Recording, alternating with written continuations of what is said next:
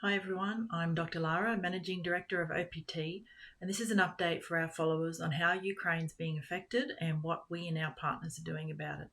So, this isn't meant to be the most comprehensive rundown on the politics or the war itself.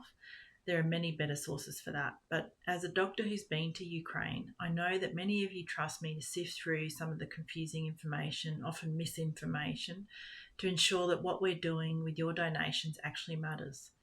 Please continue to share this content widely and support us in supporting Ukrainians at this really difficult time.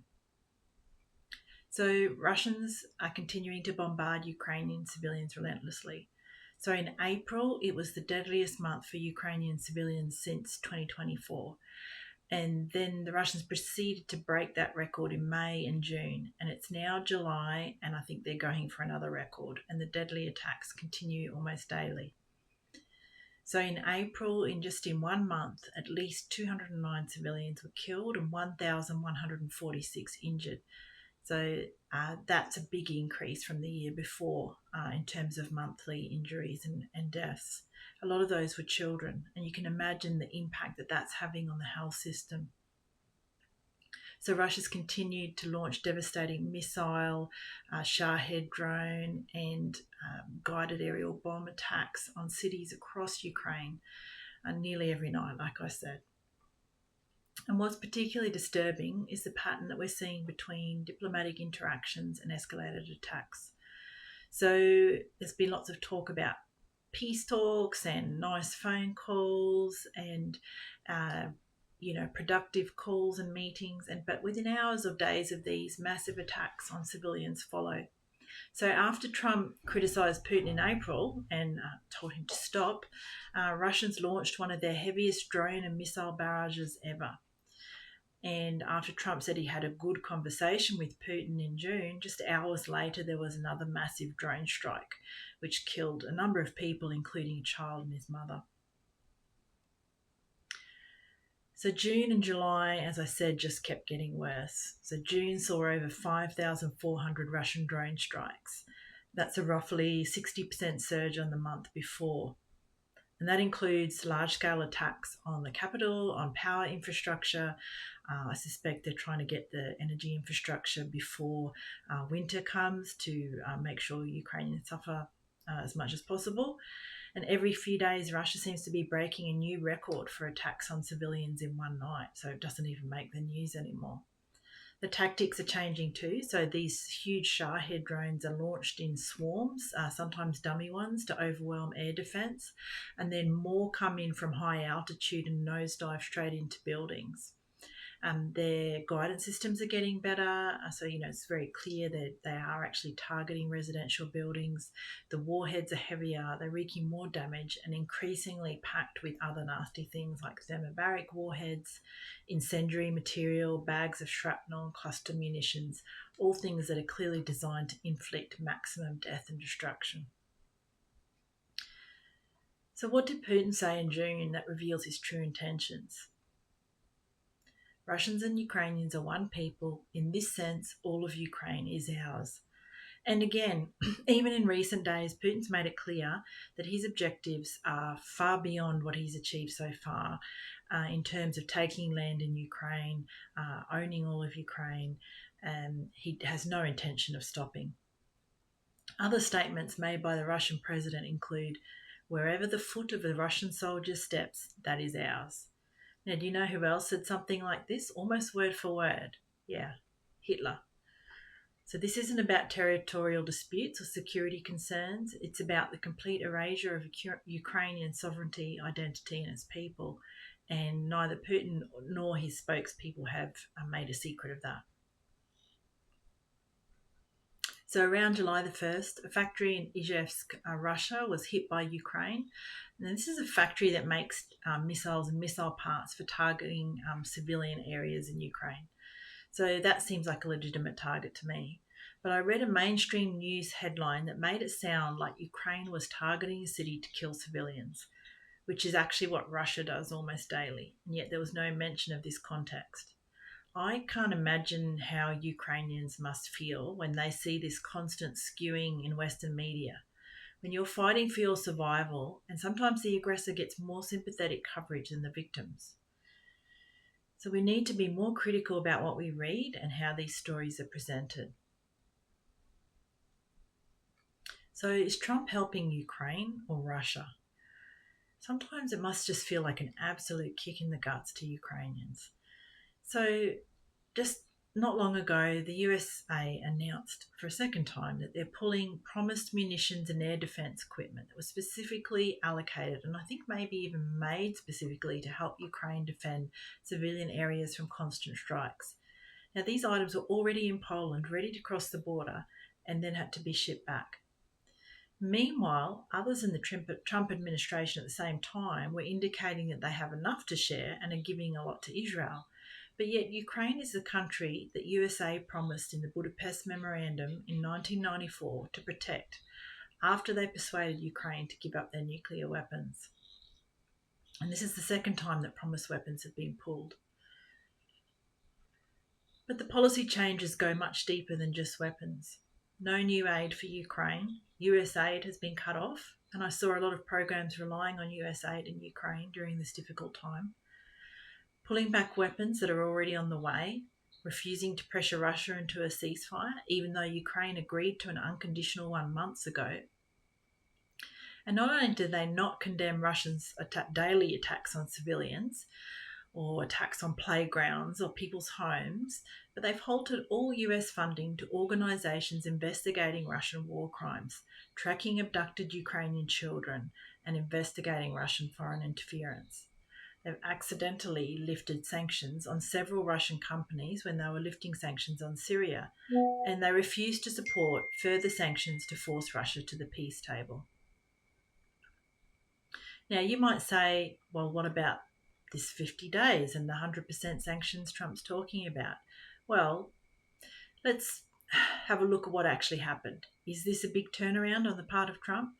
No, all he's done is give Putin permission to kill and terrorise Ukrainians for another 50 days, effectively pushing back the big 500% sanctions bill against Russia that was just about to go to Congress.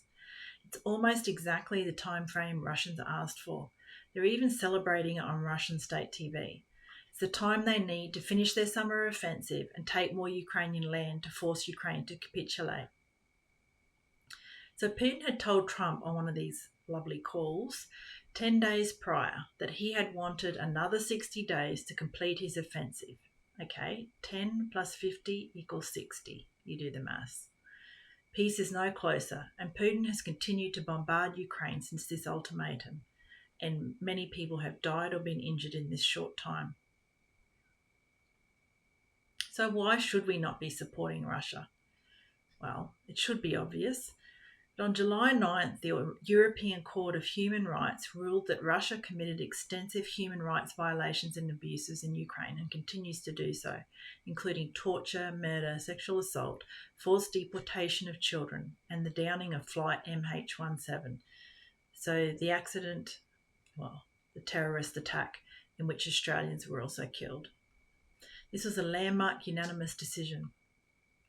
And the brutal, evil dictatorship of North Korea, along with the 12 million artillery shells they've sent to Russia, is now sending up to 30,000 more troops to Ukraine. Yet we still don't want to be tough on Russia. Russia's tricking people from poor countries into fighting for them, promising jobs and then sending them to front lines. Women are being offered apprenticeships and then have their passports taken and sent to slave-like conditions in drone factories to make drones that then get used to kill innocent families.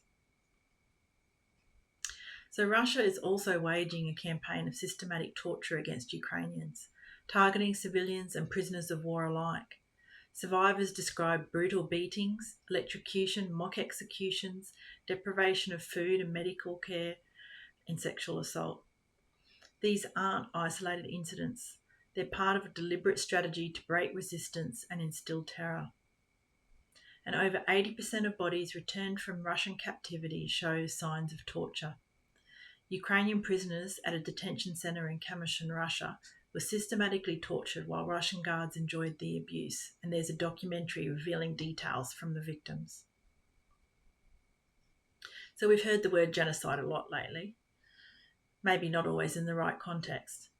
So, is it a genocide in Ukraine? Well, let's look at the UN Genocide Convention criteria. Killing members of the group, mass executions, missile strikes on shelters, hospitals, check. Causing serious bodily or mentally harm, sexual assault, torture, psychological terror, check.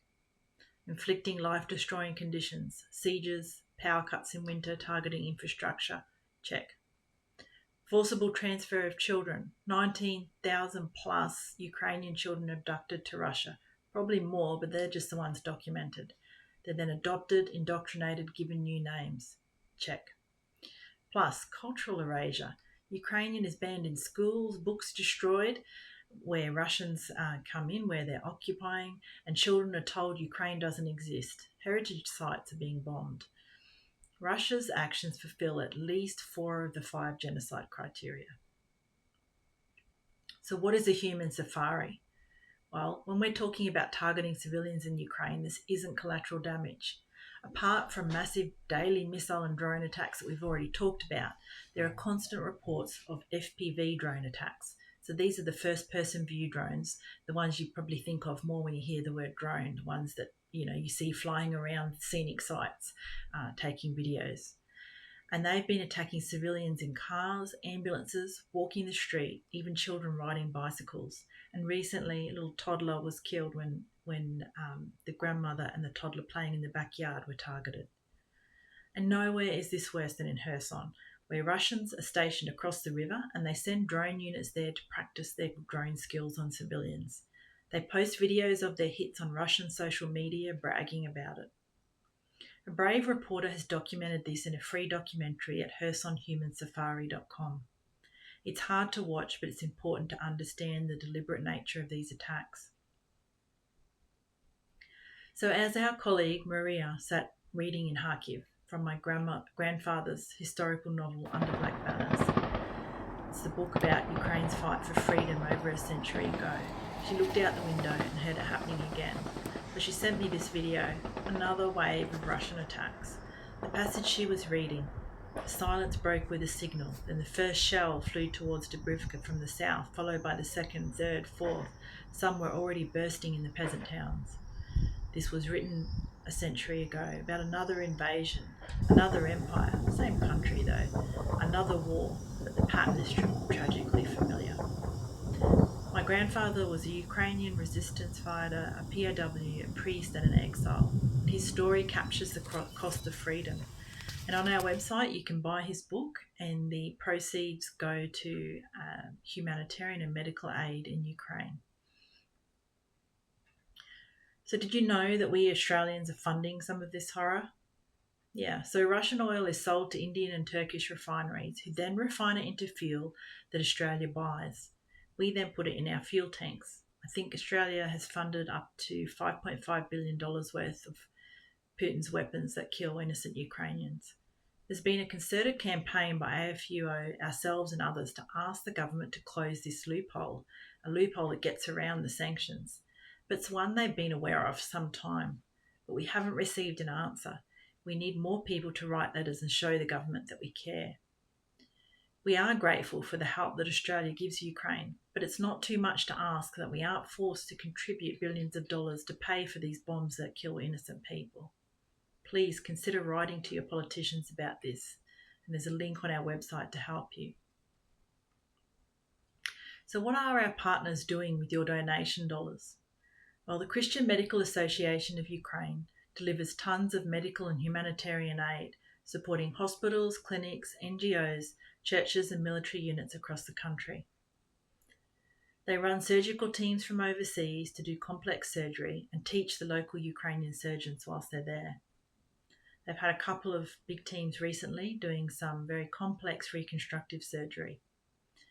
The Burn Care Alliance is a project they've started that upskills Ukrainians in treating increasing numbers of serious burns and also sources the important materials required to treat the burns. As you can imagine, there's more and more of those with these increasing attacks. They run Save a Life training, which teaches civilians and military first aid and tactical medicine. Unfortunately, even the kids in the street need to learn how to apply a tourniquet now in Ukraine. Mobile clinics provide medical care to hard-to-reach areas. Myself and another Australian doctor joined in some of these when we were there in April. Fortress of Good NGO, another partner, provides humanitarian aid and children's programs to destroyed villages in Kherson region, plus support to military chaplains. So what are we doing with your donation dollars? Well, the majority of what you send goes directly to these partners in Ukraine. Some donations support specific medical projects in partnership with Ukrainian organisations. Every donation that's earmarked in a specific way goes directly to where you wanted it to go. So upcoming projects include online learning platforms for Ukrainian health professionals, support and training for mobile clinics, and medical missions to Ukraine focused on upskilling local Ukrainians. This is what our partners are asking for. They want to work in partnership, they don't want a handout, and they just want someone to stand with them during this really difficult time. All of us are volunteers who cover our own expenses, so you know your donation dollars are being used effectively. Your donations are also tax deductible, and I can guarantee that every dollar reaches those who need it most. So how can you help? Well, donations are really needed, as I said. Even small amounts can pay for life-saving equipment and medicines. Small amounts do add up, especially regular giving. Even the cost of a cup of coffee a week makes a huge difference, and it helps our partners in Ukraine to plan effectively and efficiently. But there are other ways. You can run fundraisers, you can use your skills to help us run the charity, join as a health professional. Find out more at passingthrough.net/support. Please sign up, follow our blog, spread the word, tell more people about what's happening in Ukraine and the support and help that's needed. And please keep supporting and praying for Ukraine. Visit passingthrough.net/support to get involved today. Thank you.